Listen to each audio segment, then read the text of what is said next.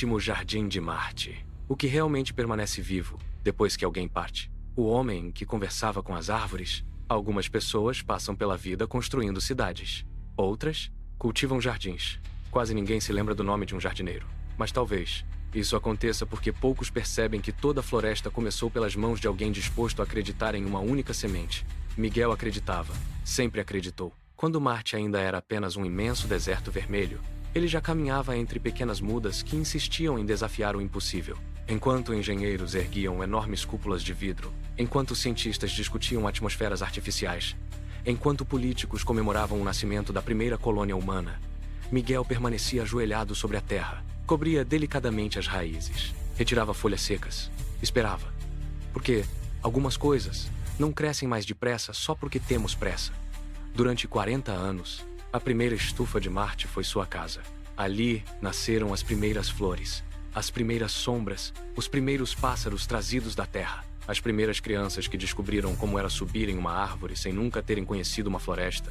Miguel conhecia cada planta pelo lugar onde havia sido plantada, não porque tivesse uma memória extraordinária, mas porque lembrava das pessoas que as haviam colocado ali, para ele. Árvores nunca cresciam sozinhas, sempre carregavam um pedaço de alguém. Foi por isso que, quando a humanidade decidiu abandonar Marte, Miguel não conseguiu partir. Não imediatamente. Havia uma última visita que precisava fazer.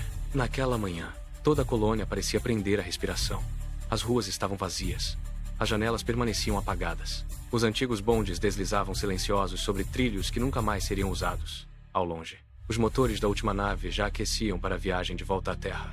Era o último voo. Depois dele, Marte voltaria a pertencer apenas ao vento. Miguel atravessou lentamente os corredores da velha estufa. O lugar estava diferente, silencioso, mas não parecia abandonado.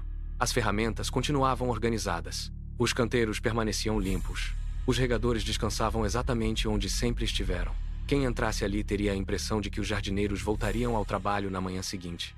Miguel gostava dessa ideia. Achava triste quando um lugar parecia desistir antes das pessoas. No centro da estufa, havia uma pequena oliveira. Não era a maior árvore da colônia, nem a mais bonita. Talvez fosse a mais discreta. Mesmo assim, Miguel caminhou diretamente até ela, como fazia todos os dias. Retirou o velho chapéu, fechou os olhos, permaneceu em silêncio por alguns instantes. Depois começou a trabalhar, afofou a terra, retirou pequenas ervas que cresciam junto ao tronco, regou apenas o suficiente. Nem uma gota além do necessário, como quem conhecia aquela árvore melhor do que conhecia a si mesmo. Sobre um pequeno banco de madeira repousava um caderno antigo. Suas páginas estavam gastas pelo tempo. Entre elas havia uma flor seca. Miguel passou delicadamente os dedos pela capa. Sorriu, mas não a abriu. Algumas lembranças não precisam ser revisitadas todos os dias para continuarem vivas. Foi nesse momento que passos ecoaram pela estufa. A comandante Vitória Marques caminhava lentamente entre os antigos canteiros. Não procurava um jardineiro. Procurava uma resposta. Porque havia algo que simplesmente não conseguia compreender. Todo ser humano luta para sobreviver. Então, por que aquele homem escolhera permanecer justamente quando todos faziam o caminho contrário? Ela parou a poucos metros de Miguel. Não disse nada. Também não foi necessário. Às vezes, o silêncio faz perguntas melhores do que as palavras. Miguel continuou cuidando da oliveira. Somente depois de terminar, levantou os olhos. Sorriu com gentileza, como quem recebe uma visita esperada. Vitória acompanhou o movimento de suas mãos. Foi então que percebeu um pequeno detalhe. Ao lado do tronco, havia uma discreta placa de madeira, quase escondida entre as folhas. O tempo apagou quase todas as letras. Restava apenas um nome: Elizabeth. Nada mais. Nenhuma data. Nenhuma explicação. Apenas um nome.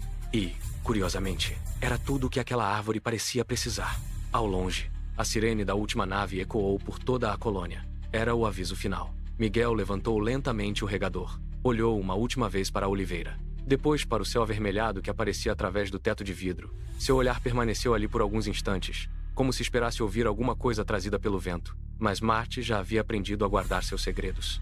A sirene da última nave ecoou mais uma vez. Desta vez, mais longa, mais urgente. Era o último aviso. Dentro de poucos minutos, a colônia inteira seria desligada. As luzes desapareceriam. O aquecimento deixaria de funcionar. E Marte voltaria a ser apenas um planeta silencioso. Miguel permaneceu onde estava. Algumas despedidas não obedecem ao relógio. Vitória caminhou lentamente pela estufa. Pela primeira vez desde que chegara, deixou de observar Miguel. Passou a observar o lugar. Era curioso. Apesar do abandono, nada parecia esquecido. Os regadores estavam limpos. As ferramentas permaneciam penduradas. Os canteiros continuavam livres das ervas invasoras. Até os vidros da estufa deixavam a luz atravessar quase sem manchas. Quem cuidava das plantas também havia cuidado da memória daquele lugar. Sobre o banco de madeira descansava o velho caderno. A mesma flor seca permanecia entre suas páginas. Vitória aproximou-se. Desta vez, Miguel não a impediu. Nem levantou os olhos. Continuou trabalhando em silêncio, como se algumas lembranças precisassem encontrar sozinhas quem estivesse pronto para recebê-las. Ela abriu o caderno com cuidado.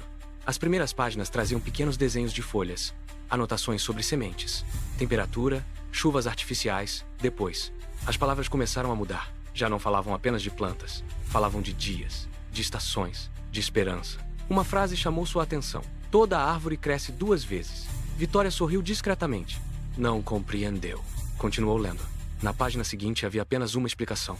Primeiro, ela cresce na terra. Depois, no coração de alguém. Vitória fechou os olhos por um instante. Nunca tinha pensado que um diário de jardinagem pudesse falar sobre pessoas. Continuou folheando. As páginas tornavam-se cada vez mais simples, cada vez menores. Como se quem escrevesse tivesse aprendido que algumas coisas precisam de poucas palavras. Até encontrar uma folha dobrada era diferente das demais. Não fazia parte do caderno. Alguém a colocara ali muitos anos antes. Ela desdobrou cuidadosamente o papel. A letra era delicada, segura. No alto da página havia apenas um nome: Miguel. Nada mais. Não havia data, nem assinatura. Vitória começou a ler. Se um dia você estiver lendo estas palavras, é porque a oliveira sobreviveu. E isso significa que você cumpriu sua parte da promessa. Agora quero pedir mais uma coisa. Não fique aqui por minha causa. Árvores não existem para guardar o passado. Existem para dar sombra a quem ainda vai chegar. Quando surgir a primeira muda, leve-a para casa. Ela encontrará sozinha o lugar onde deve crescer. Vitória permaneceu imóvel. Leu aquelas linhas novamente, mais devagar, como se cada palavra precisasse de tempo para encontrar seu lugar. Então levantou os olhos. Miguel continuava ajoelhado diante da oliveira. Mas havia algo diferente. Ele já não olhava para a árvore. Seu olhar repousava sobre um pequeno broto que surgia discretamente junto às raízes. Um broto tão pequeno que qualquer pessoa apressada passaria por ele sem perceber. Miguel apenas sorria. Não era um sorriso de quem finalmente encontrara uma resposta. Era o sorriso de quem acabava de compreender uma pergunta feita muitos anos antes. Lá fora, os motores da última nave atingiram potência máxima. O chão da estufa tremeu levemente. Algumas folhas caíram. Uma delas pousou sobre a mão de Miguel. Ele a segurou com delicadeza. Observou seus pequenos veios dourados iluminados pelo sol marciano. Depois deixou que o vento a levasse, sem tentar segurá-la. Vitória compreendeu. Há momentos em que amar alguém significa ter coragem de abrir as mãos. Miguel aproximou-se da pequena muda. Ajoelhou-se outra vez, com extremo cuidado. Retirou-a da terra. As raízes permaneceram intactas. Ele a colocou dentro de uma pequena caixa de madeira que sempre estivera ao lado do banco. Como se, durante todos aqueles anos, a caixa também estivesse esperando por aquele dia. A sirene ecoou pela última vez. Depois, silêncio. Miguel levantou-se, pegou a pequena caixa, olhou demoradamente para a oliveira, retirou o chapéu, sorriu e, sem dizer uma única palavra, começou a caminhar em direção à saída da estufa. A primeira primavera. Miguel atravessou lentamente o corredor da estufa. A pequena caixa de madeira permanecia protegida entre as mãos. Lá dentro, a muda seguia sua viagem silenciosa. Talvez sem saber que carregava consigo a última primavera de Marte atrás dele. A velha oliveira permaneceu imóvel. O vento artificial movimentava suavemente suas folhas. Durante 40 anos, ela oferecera sombra a 2 pessoas. Agora, continuaria oferecendo sombra apenas às lembranças. E isso bastava. Quando Miguel alcançou a saída da estufa, parou. Voltou-se apenas uma vez. Não para se despedir, mas para agradecer. Existem lugares que deixam de ser casas e se tornam parte de quem somos. A porta fechou-se lentamente. O sistema iniciou o desligamento definitivo da estufa. As luzes diminuíram de intensidade, uma após outra, até que restou apenas a claridade avermelhada que atravessava o teto de vidro. A oliveira permaneceu iluminada por alguns segundos. Depois, também desapareceu na penumbra. Miguel caminhou em direção à plataforma de embarque. Vitória o acompanhava alguns passos atrás. Respeitava aquele silêncio. Algumas conversas terminam sem que nenhuma palavra seja dita. Os motores da nave vibravam sob os pés. Era o último embarque, o último voo, o último olhar para Marte. Miguel subiu a rampa lentamente. Antes de entrar, retirou o chapéu, como quem finalmente compreende que algumas promessas não terminam, apenas mudam de forma. A nave deixou Marte. Pela janela, as antigas cidades transformaram-se em pequenos pontos de luz. Depois, nem isso. Restou apenas um planeta vermelho, silencioso, bonito e profundamente vivo na memória de quem um dia o chamou de lar. Miguel permaneceu olhando até que Marte desaparecesse entre as estrelas. Então voltou os olhos para a pequena caixa.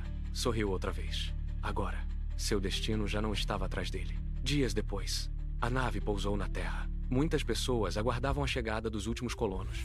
Havia abraços, fotografias, jornalistas, autoridades. Mas Miguel atravessou aquele movimento sem pressa. A pequena caixa continuava protegida junto ao peito, como quem leva um tesouro que não pode ser explicado. Depois de caminhar durante algum tempo, encontrou um terreno vazio. Não havia jardins, nem árvores, nem placas. Apenas terra, terra comum. Miguel ajoelhou-se. Abriu cuidadosamente a pequena caixa.